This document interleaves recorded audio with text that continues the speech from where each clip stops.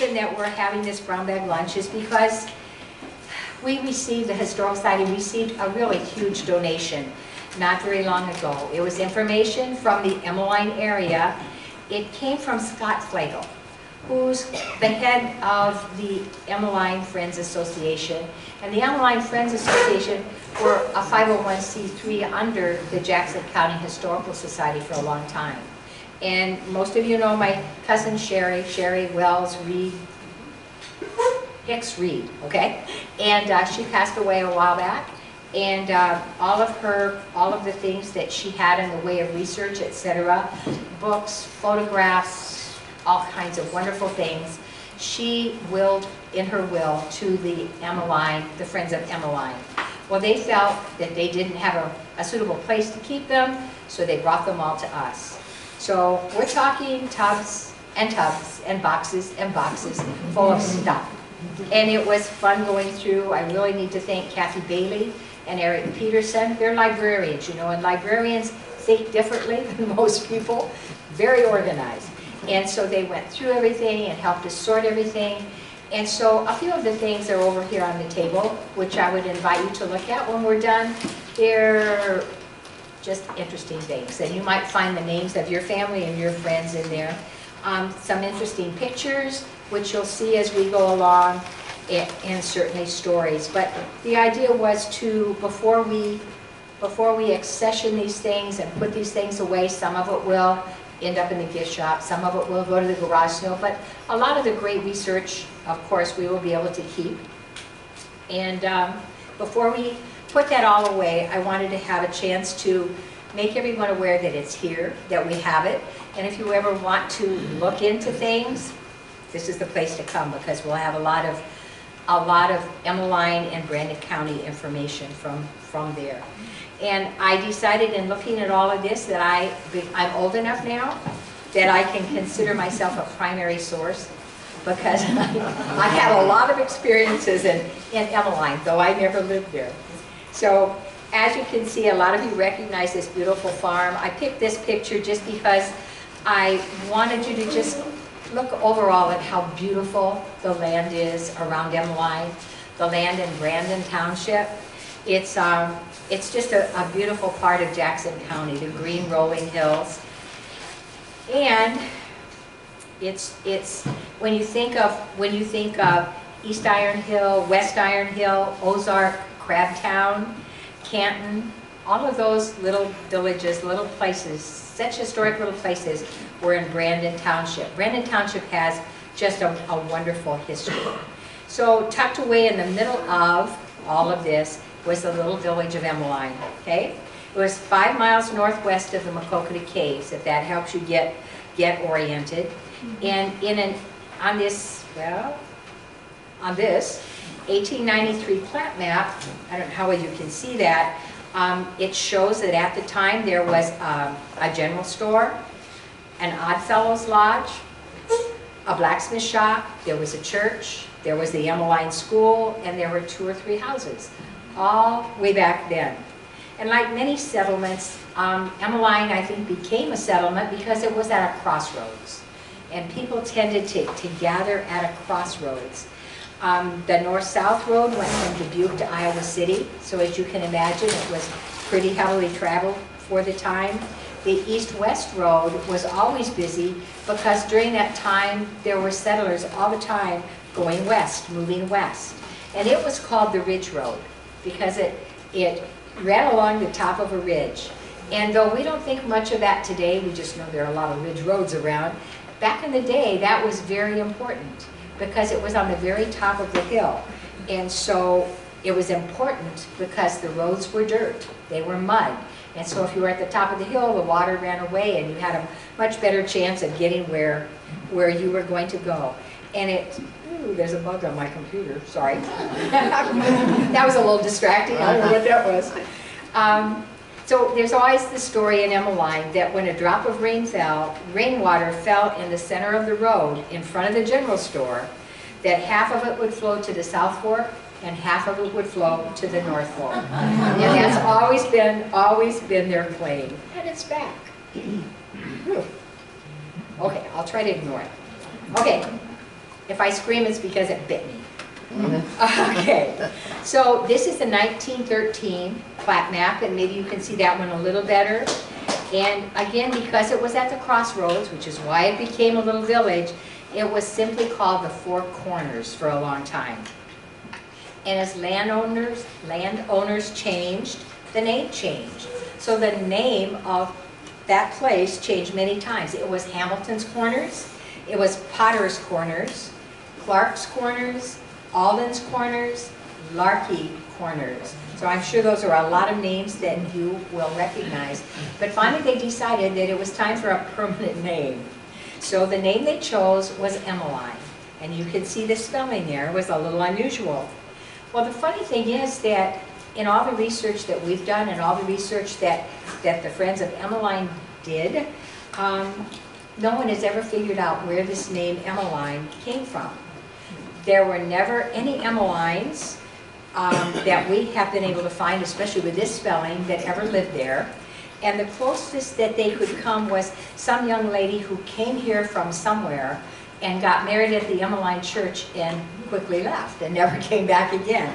So where that name came from, they didn't know. I think that the Friends of Emeline decided that they chose it because it had a Germanic origin to that name. And in Germany, it's associated with a word meaning work or labor or industriousness. And because there were many Germanic people living in that area at the time, there were sawmills and all kinds of things going on back in the day because Brandon Township was where the big woods was, correct?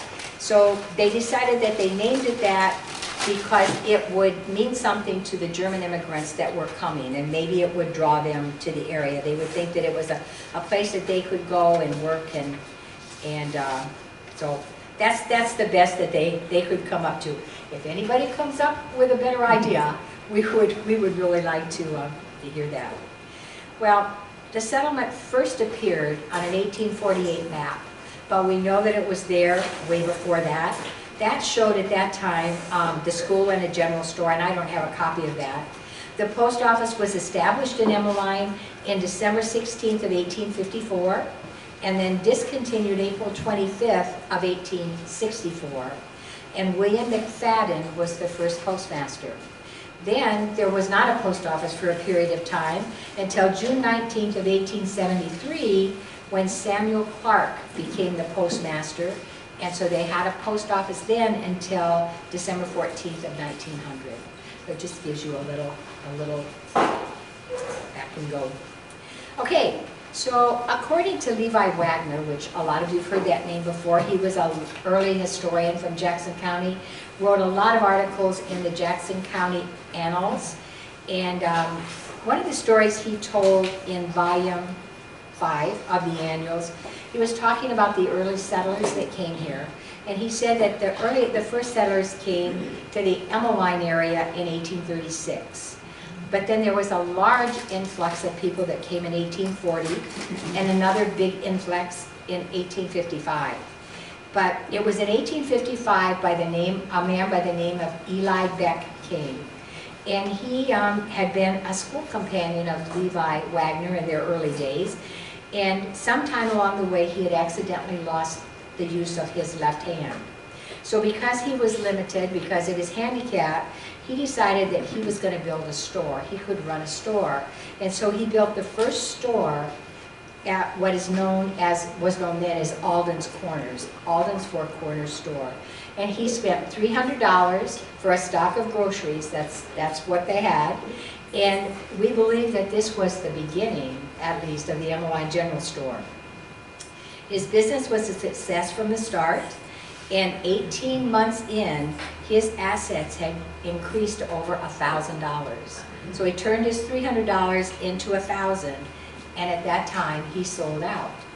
He took his money, and he went to Otter Creek, and he started a store there on a much larger scale, and in 6 years, he had accumulated what amounted to $20,000. And that was a long time ago. So Mr. Beck then sold out, and we're told that he returned to Pennsylvania. So the earliest picture that we have of the store is this one. And we believe this was not the store we were just talking about, but the first, this building was then built in 1870. And judging from the cars, 1920, what would you say? What is that? It doesn't have a date and it doesn't have any information, but you can notice what looks like gasoline pumps, right? And so also something that I'd like to call your attention to is the enclosed stairway. See way over on that side, going up to the second floor. It was on the west side of the building where dances were held, as well as public meetings. So that upstairs of that store was the gathering place for the people around Emeline for a very long time. It was a place where they went to spin tales, to gossip, and to launch adventures like their annual rattlesnake hunt. A few other pictures that we have that show the store. Okay, this is in the spring of 1846. We think that this is Walter Potter, who arrived. He came here for a welcome home party for World War II vets, as you can see. And it was sponsored by the Maquoketa American Legion Timber City Post. And they said that at that time, this community room was completely overflowing. But you can notice at this time, you can see better now the enclosed stairs, and that's how they got up to the second floor. And they're still there at this time. And you can notice also that there's no lettering on the front of the building. And we're looking at all these things because we're trying to get these pictures in the right chronological order. And when they don't have dates on them, that's sometimes kind of difficult. So notice the gas pumps, notice the stairs on going up the side, the lack of lettering, etc.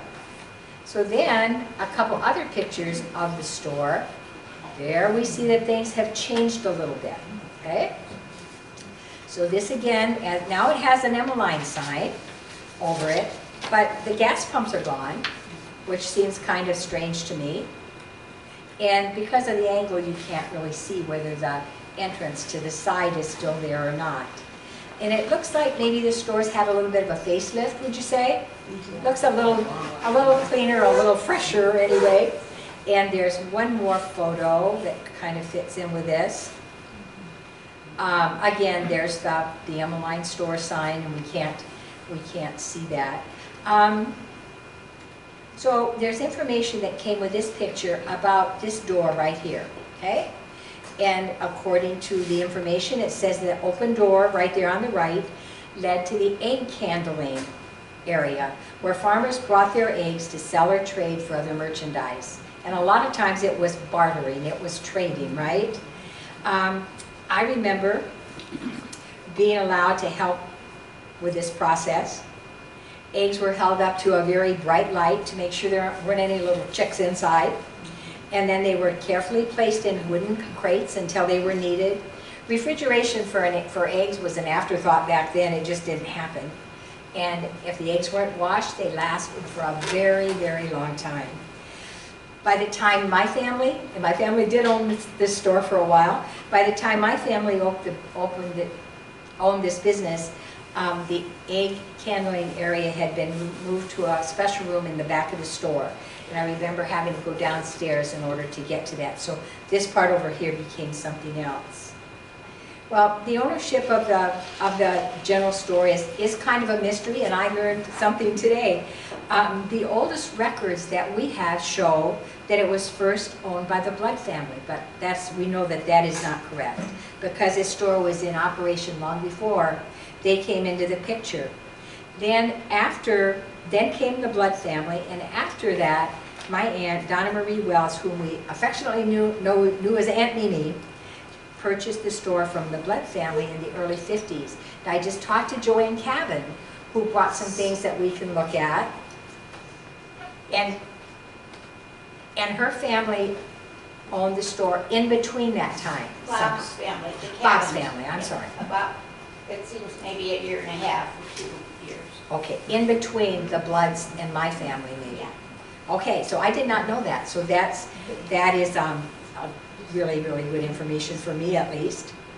My Aunt Mimi, after she bought it, sold it to my grandparents, Harry and Mabel Wells, and then they sold it to Almond and Gene Rockwell, or Rocky Rockwell. That's my And- husband's grandpa. Okay. That's my mom's, or his mom's father. So, Okay, yeah. Rocky. Because we have some pictures of this.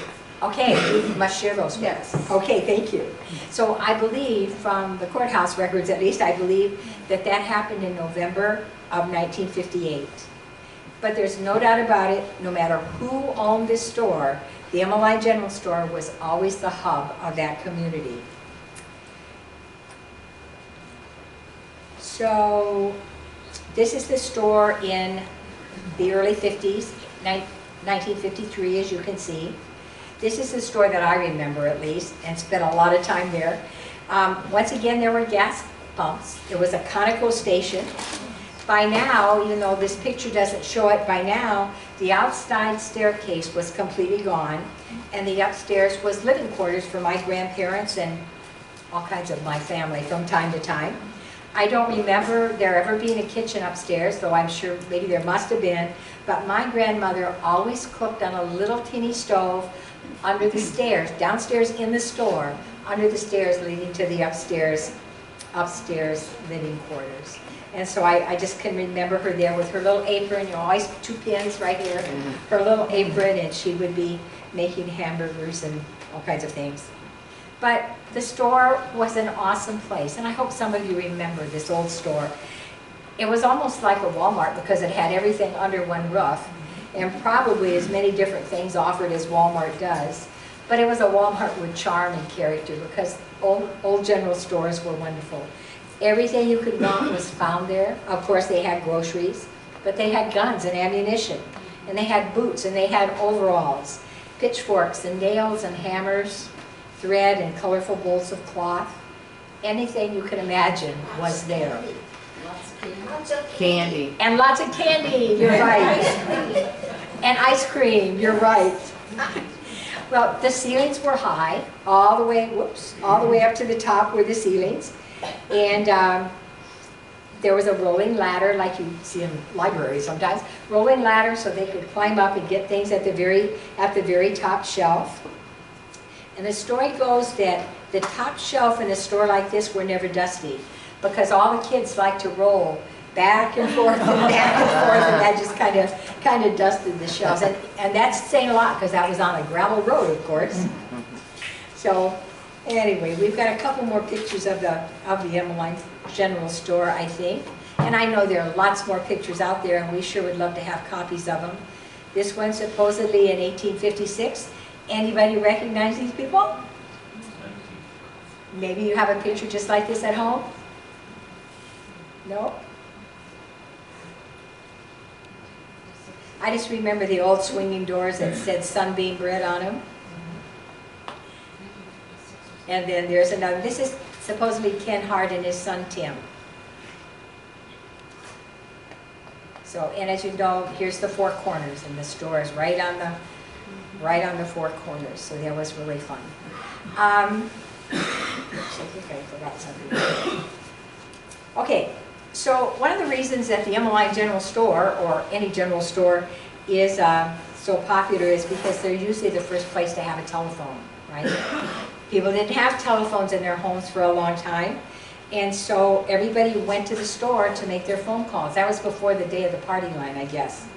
So my cousins Sherry and Billy Wells told me about the time when they were in school there, and the stove caught fire. The wood stove in the schoolhouse caught fire. Marie Harden was the teacher. She taught at Emeline for a very long time.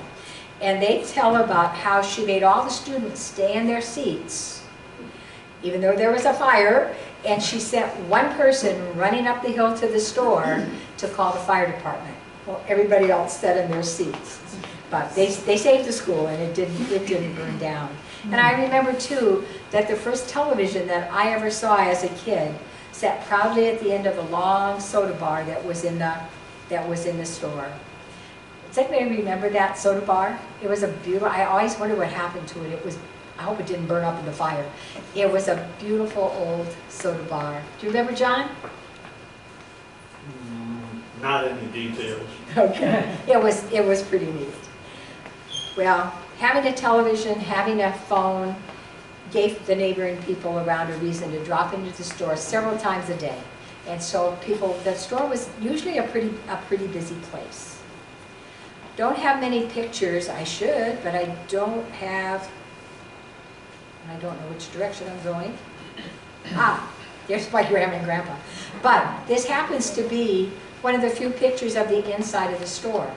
So again, there's the Sunbeam Bread sign, like on the front doors. Remember these little punch cards? I think that's what that is. You can see the cereals up here. They used every inch of the store. You know the expression, kids at a candy store, we were talking about the candy. Well, that applied to myself and our cousins because we had awesome grandparents and they gave us free reign whenever we went there. I spent every weekend that they owned the store, I spent every weekend there. And I was very jealous of my other cousins who actually lived in Emeline and went to country school there. I only got to go on weekends. But it was a fun and a wonderful place. My grandma and grandpa let us have anything we wanted.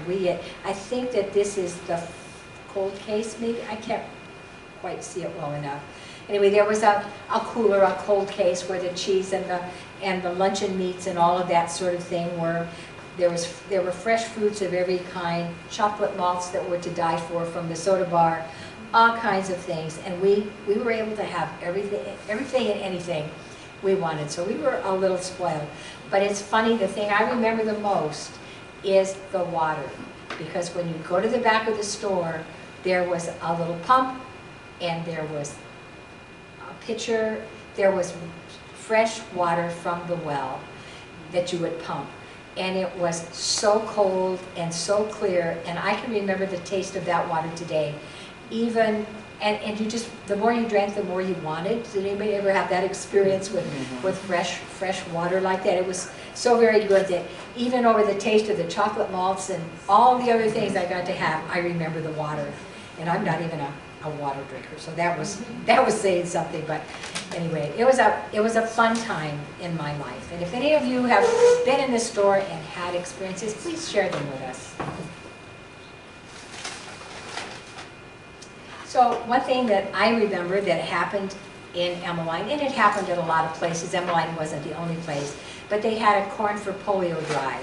Farmers didn't have a lot of money to give for good causes, but they had corn, and they would share loads of corn. And so my Uncle Forrest, who also lived there, set up this corn bin, and they asked farmers to donate corn. And that corn was sold and the money was used for polio. And I remember that, all that corn being out there, and it was really awesome. Was it sweet corn or field corn? Field corn. Yeah, it was field corn. And then they sold it and the money went to polio. And I know a lot of places did that. But the farmers were so generous when something like that happened. Well, the last year that my family at least owned the business, things were getting a little difficult for general stores. Traditionally, stores like this ran on a tab, right? You go in several times a day and you just add things to the tab, and hopefully you paid once a month, or you paid when you could.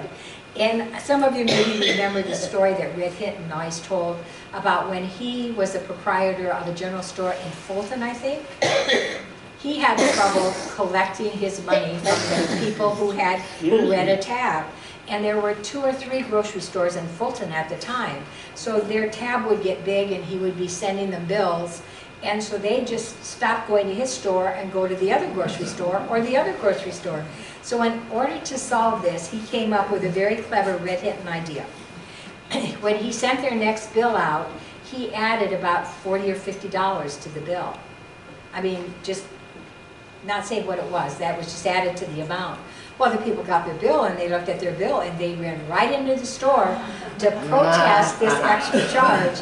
And then he was usually able to collect the amount that was really owed to him. But it was really funny to hear Red tell how he did that. So at the time, you know, the roads were improving, so people were going to the bigger towns to shop where there were more choices, and so, you know, things were dwindling down a little bit. been at Clinton Engine for a long time before I realized that anybody in my family had worked there. And I found that my grandfather, Harry, took a job working third shift at Clinton Engine, so that would have been 11 p.m. to 7 a.m., just to keep things afloat around the store. He'd hurry home, he'd sleep for a couple hours, and then he'd spend all day working in the store. And then in the winter of 1958, I think, he sold the store to the Rockwells. And so that was kind of our history of the store there, but it was awesome. It was a great part of my life. So some of you might remember, Emeline also had a little implement and feed company. And there you see it. That was owned by my uncle, Bill Wells. Some of you knew my Uncle Bill. He was a character. Probably if you knew him, you won't forget him. Karen remembers when he ran a bakery in Bellevue for a long time, because before they bought the general store, my family owned the Morning Glory Bakery.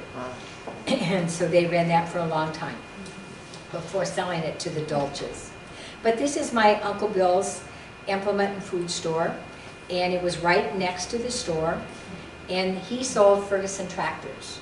So my Uncle Bill, when he was passionate about something, he was passionate about it, and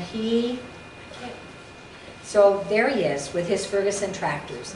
And he organized all kinds of tractor pulls and all kinds of events where people brought their tractors, and he delighted in the fact that some of his little Ford Ferguson or Ferguson tractors, they were a little different because the front wheels were spread, and they could outpull, supposedly, some of the bigger tractors.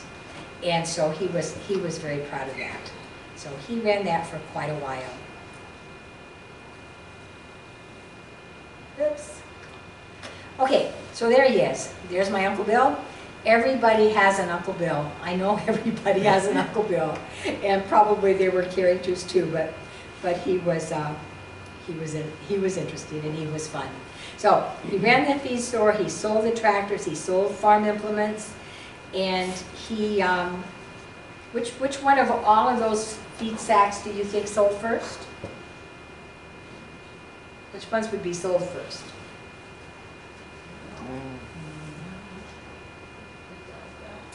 Come on, you know that.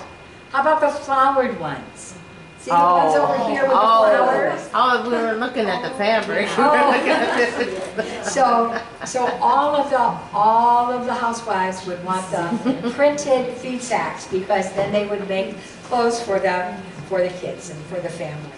So anyway, they were always in demand, and people would even buy extra feed to have on hand, but so that they could get enough enough sacks of the same design so that they could make whatever they wanted to make. So it ended up being a good thing, I guess. So all the time that my uncle owned this store that we just saw a picture of, they lived in the back of the store. And I think it was 1957 or 1958 that he sold the business to Logan Marr. And Logan Marr, I know, is in the Canton area right now because he helps us with the Canton School, which the Historical Society has a lot to do with. So we work with Logan Marr, but I didn't know that he had owned that store. So much later it went into disrepair, and by 2009 I think it had been torn down, so it's no longer there. A lot of people remember Elaine Fuller, please. Yeah, I was going to say, do you know who all three of the gents are? You know, I don't. The picture doesn't say. Do you know? No, I don't Okay. know. But another thing too, the store ended up being a home before. This store? Yes. The implement store. Okay, good. Edward and Virginia Eaton had a home there before it was torn down. Okay. So it would have been after the Logan Marr business. Okay, I'll be sure I get that written down later, okay? So by this time, I had gone away to school and I didn't know some of these things. So thank you for that. I'm assuming that these two gentlemen in the suits are probably salesmen of some sort, or something like that. A lot of you remember Elaine Fuller, who lived in Emeline. The Fuller family and her dad Ernie had a repair shop in Emeline for many years. Their home was just to the east, and their house burned when the Emeline church burned. But the repair shop was saved. Their house burned, the church burned, but his repair shop they managed to save. And I'm told that it later became a tavern, and they sold groceries and things out of that. So, the first church in Emeline. So the first church was built in November of 1892, and look at the little Gothic type windows, okay? Was that located on the corner? It was, yes, it was near the, not on the corner, but near the corner, I believe. John, do you know? It would be just north of where the pavement is now, Yeah. south of Ernie Fuller's place. Okay. Okay, thank you. Yeah. So that's where this church was, Okay, that burned. that burned. Was there first. Okay. And we're told that it burned to the ground, and we're told that the reason that that happened was there was no water. No water to fight the fire. So it burned. But the meetings were held and after the fire, then the meetings were held in the community room over the store that we talked about. So it was the church for a long time until they could get a new church built. Well, before they got, let's see. Okay, before they got a new church built, they ended up buying a church. They bought the Free Methodist Church in Iron Hill, and they purchased it, and they moved it to the same spot where the old church is, I'm told.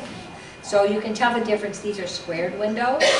So this is, and it was the Free Methodist Church of Iron Hill, and it became the Emeline Presbyterian Church. And you see a picture of the inside of it in 1970.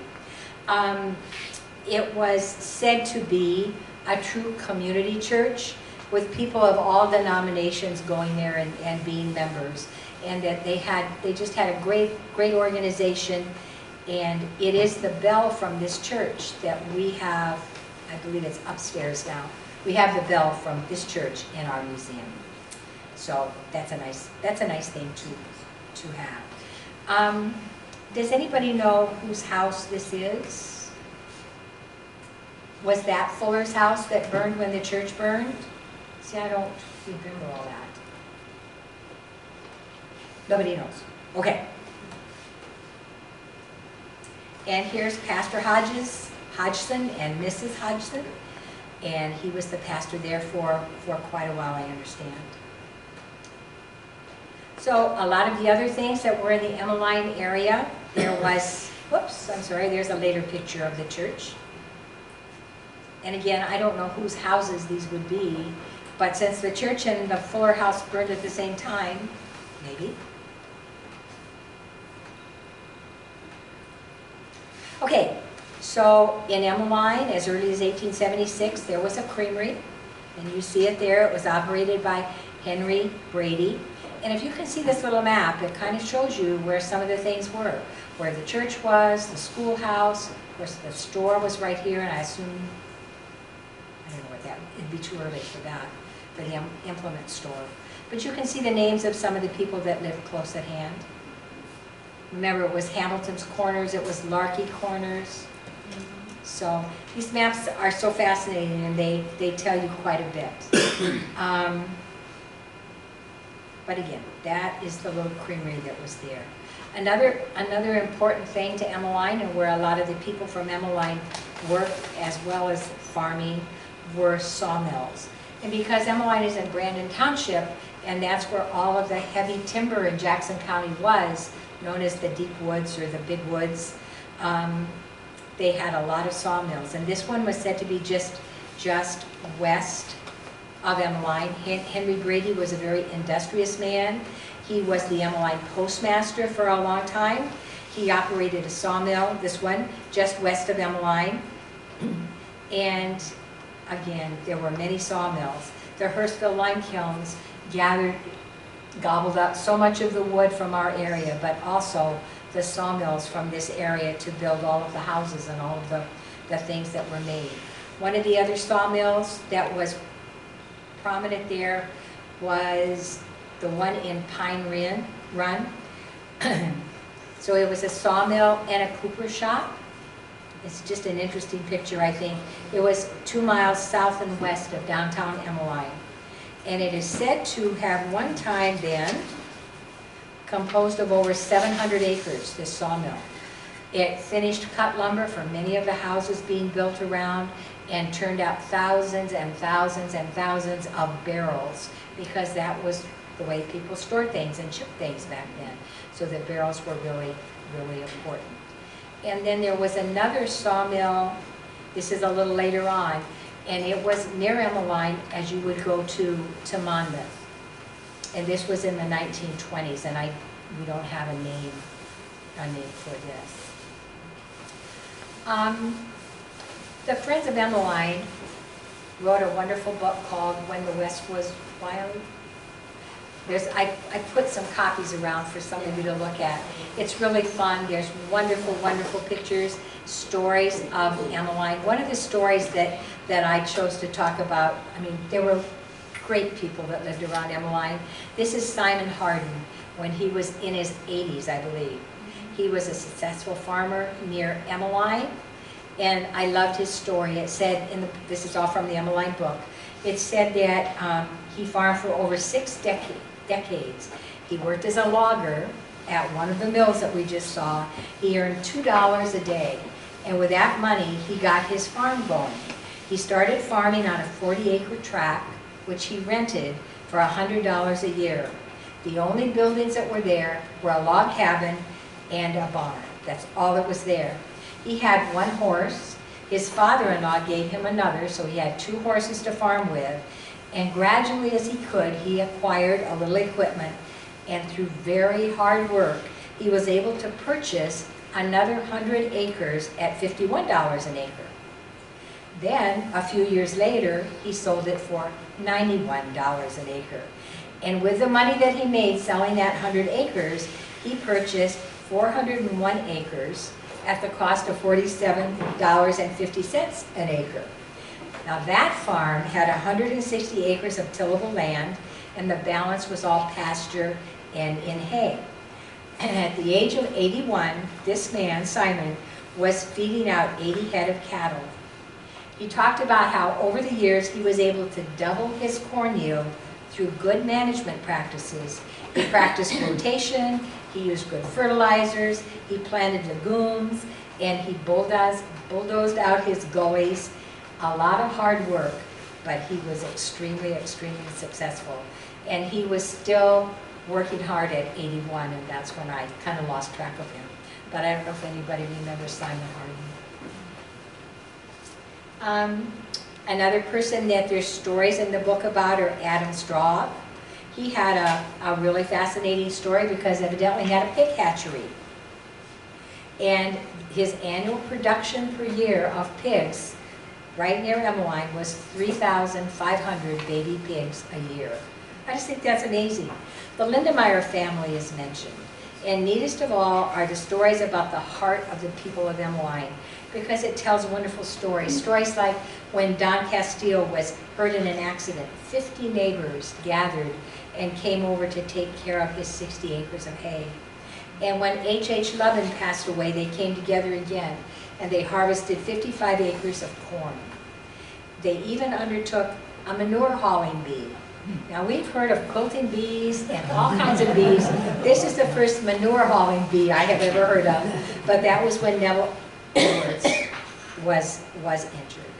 So great stories about the people of Emeline and how well they did and what great hearts they had. The biggest story that I remember, because my uncle was part of it, I guess, and I think it's quite an interesting story. It was the Emeline Iron Hill Telephone Company that they started there. The book so nicely summed it up, so I'm going to tell you just what it said in the book. So this is it in a nutshell. But it said, the farmers and villagers in Emeline and Iron Hill decided that they wanted a good telephone system. They were tired of walking to the general store, I guess. Unfortunately, Ma Bell did not think it was worth the cost to run lines to farms and small villages. There were heated discussions in the basement of the Emeline Presbyterian Church about what they were going to do about this. Everyone wanted a phone service, but nobody had any money for the expense. So, one thing the farmers did have was corn. like we saw before. So Ed Eaton, Forrest Wells, Adam Straub crafted a plan in which the farmers could donate corn to be sold to raise money for the construction of the phone system. They set up a corn crib in the street in front of the Emeline General Store, and it was right in the middle of the street, and they auctioned off donated corn. They had 300 bushel the very first year. I don't know if anyone remembers that. The first pole was set across from the switching station. The company obtained a 99-year lease from Walter Dutton for the property, and Don Castile built the building to house the station. Working in 5 crews, Brandon Township farmers installed poles even during the coldest part of the winter. They used no transit to stake out the location of the poles. In parts of the area, the bedrock was so high that it forced hand digging to put these poles in the ground. 7 months after setting out the first pole, the system was ready and working. Roy Lindemeyer served as construction boss and later went on to help install similar systems at Otter Creek and Lamont as other farmers saw the success of the Brandon farmers. Construction was completed May 10th of 1950, and much to the surprise of Ma Bell, who never believed that they could do it. In fact, according to the Jackson Sentinel, the first service that actually took place was in April of 1949 with 75 lines up and running.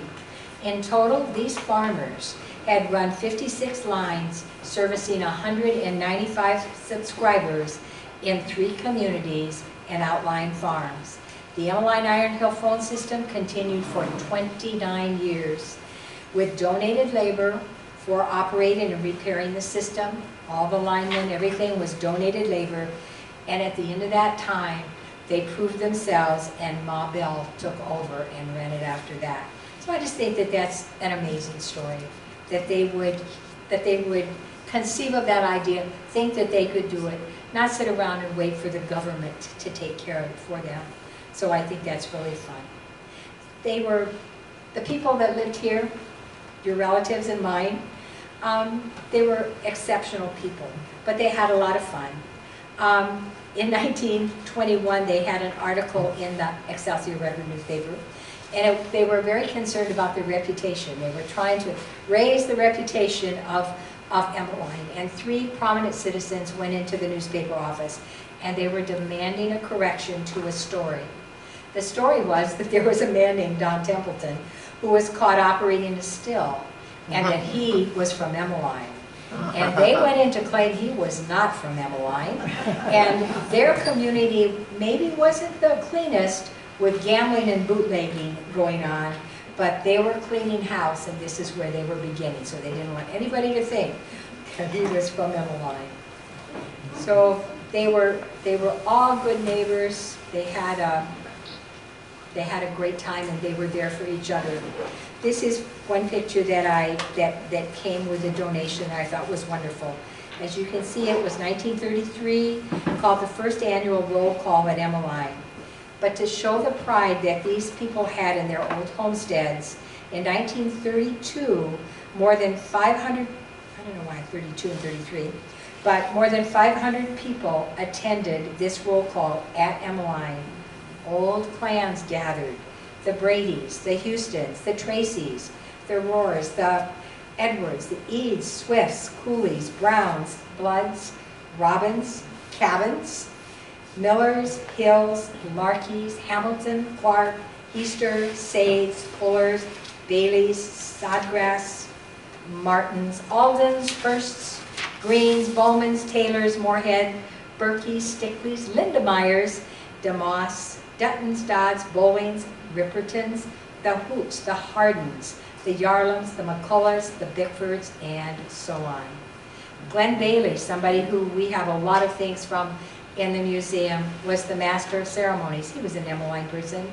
And the oldest person attending this festivity was a man by the name of Harvey Alden. Coon Alden is what he was known as. He was 80 years old. I don't know which one he is in the picture, but he was 80 years old. He attended the very first school 73 years prior to this in 1859, and Will Kundle was there with his camera to record all of that. So of course,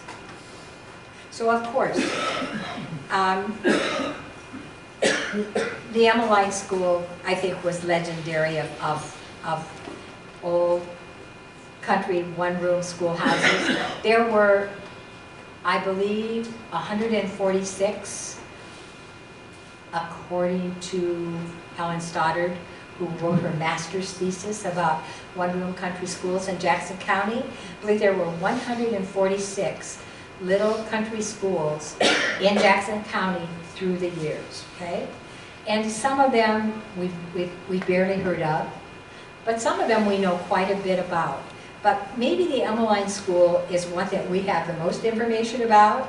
We have picture after picture after picture of classes and the students in those classes. Many of them you will recognize, or at least recognize their names, because they did change a little.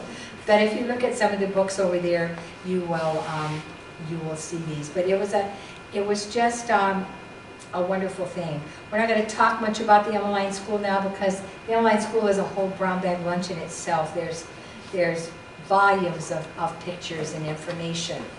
I wanted to just mention that I started looking through this Good. book, and there's a picture here of the Fuller store with Mary Ann Polker in front of it. I just got a call this morning from her daughter, and Mary Ann passed away this morning. Oh. And so she Thank had you married for a sharing Sprague, that. which the Spragues were from. There was, well, I was just calling Sprague. My husband was Paul Eads. Okay. His folks were Helen and Everett, and they lived north of Emeline, would have been basically north of Emeline, on the hill above Macopa River, where they don't have the bridge open anymore. Oh, okay. Okay, they lived up there. Now it's all history because that's all been tore down It's all and gone. bulldozed. It's all gone. But yeah, but it just, when I saw that picture, I was like, oh What a coincidence. Just this morning, my huh? God, just this morning. Oh, wow. Thank you for sharing that. Yeah. That was So, neat. She was such a sweet lady. So many great people, and you have to be, you have to not be old, have a very good memory in order to remember some of these things. Okay, so that's one of my favorite pictures of an old schoolhouse. To me, that just tells what it was like. I keep going the wrong direction.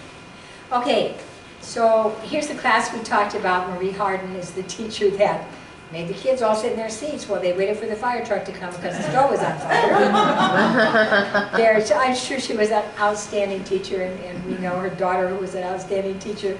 But lots of neat stories about old schoolhouses and the things that happened. And I have to say, so I look back over my very long life, if I could change anything, I would have wanted to grow up on a farm, probably in Brandon Township, and I would have liked to have attended country school.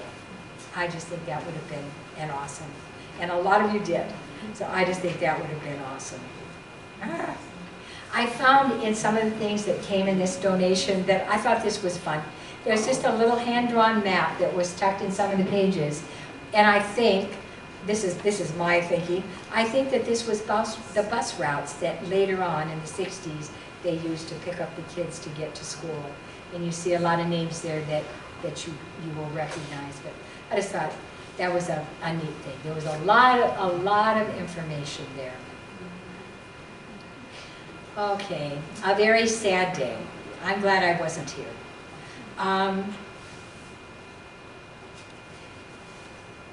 The Emeline School was such a great part of that community.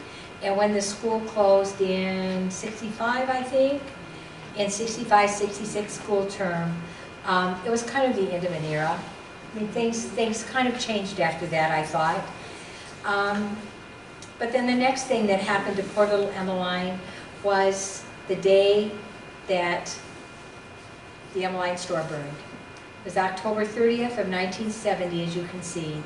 Neighbors smelled smoke, and they rushed to the store. And they found it in flames, and they helped carry things out as long as they could until it became too dangerous to go in and do that.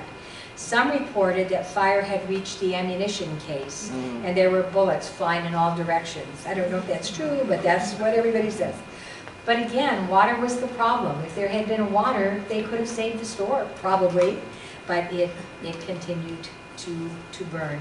To fight the fire, water had to be hauled from the Maquoketa River, which is 3 miles to the west, and so that had a great deal to do with it. It burned to the ground, and again, it was kind of the end of an era. But Emeline wasn't a stranger to devastating fires. Roy Lindemeyer's home had burned in 1929. Then in 1945, the church in Emery Fuller's house burned. New Year's Day in 1966, Cliff Ralston's barn and workshop burned. And then a year after the general store burned in 1970, the Scoff home was destroyed by fire in 1971. So adding all those things up, those were pretty hard hits for a little community to absorb. Who was it that, who was the last one you mentioned that had a fire? That had a fire, Scoff, S-K-O-F-F. John and Liz. Okay. And can you kind of remember where their house was? Okay, you go south of Emeline on the Baldwin Road. You take the first gravel to your left. Okay. On the right side is, well, it was the Castile farm. Then you go down the road on the left is the Eads, the last Okay. of the Eads farm. The Eads farm. And the next place on the right, it's the second place on the right, going down that gravel road, is John and Liz's place. And that's where my son and his wife and kids live. Oh, okay. And their oldest daughter is Emeline, but only because Anthony lost the fight. Name her Emeline. He wanted Emeline so bad. Oh, that's awesome. That's awesome. It's moving in the wrong direction. Thank you for sharing that. There's another picture of the beautiful Emeline store. So, it was hard. I just have to say that as I study the history of Jackson County, Brandon Township is probably my favorite township. So many wonderful things happen. There's so many wonderful little villages, Canton, and just so many things happen there. And I always love their great patriotism, because I know you remember that the citizens of Brandon Township furnished more soldiers for the Civil War per capita than any place in the entire United States. So that's documented in many places. I've seen a couple places where California claimed that title, but that's been documented in many places. And so they certainly had many young men who left for the war, and a lot of whom did not come back. So from that, and from the great telephone system that they built, instead of waiting for the government to do it, the wonderful heart of the people of Emeline. I have to say, I'm an Emeline wannabe.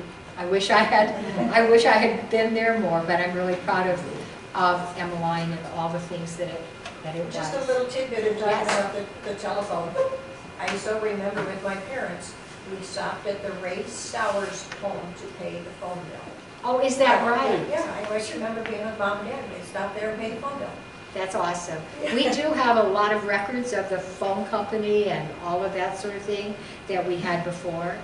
But like I said, before all of this gets filed away or put away, and sometimes it's a long time before it comes out again, I just wanted to talk about it a little bit. Tell everybody that we do have a lot of Emeline history here, a lot of Brandon Township information here. I think I stuck in 2 more pictures. A lot of you remember Galilee Hardin. She was an artist. She had the Fantasy Art Club, and she married Charlie Hardin, who was the banker in Baldwin, Iowa. She is an Emeline resident, and she's in our Hall of Fame, so I had to put her in there. And then the McCullough property, the rock quarry and everything is not far from Emeline. It's in Brandon Township. I hope you know a little bit about that. Some very unusual limestone is at their rock quarry. It was quarried and taken to the penitentiary at Anamosa.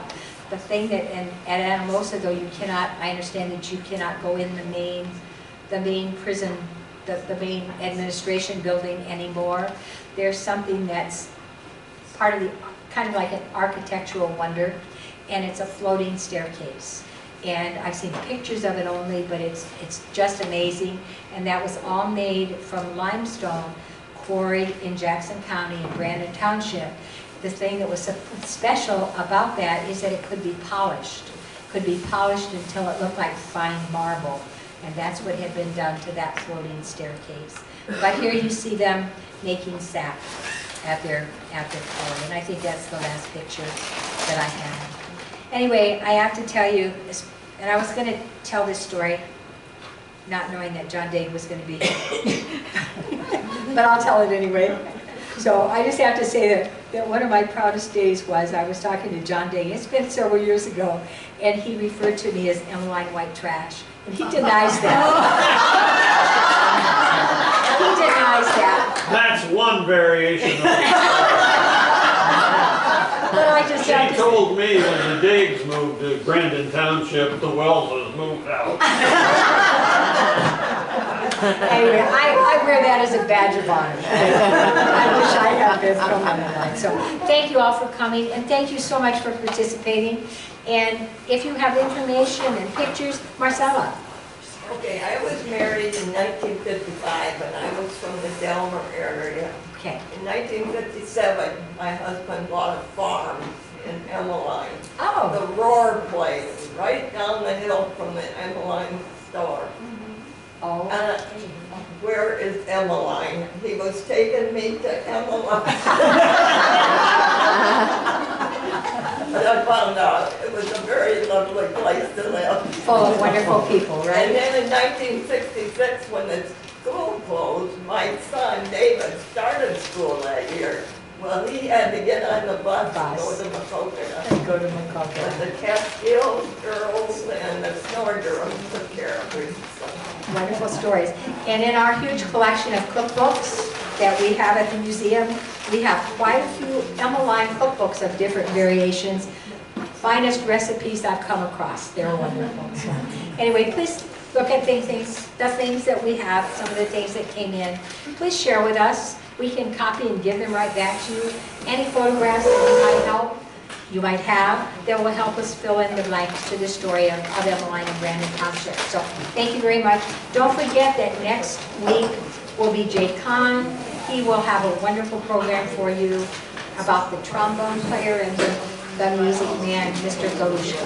So please come. Thank you.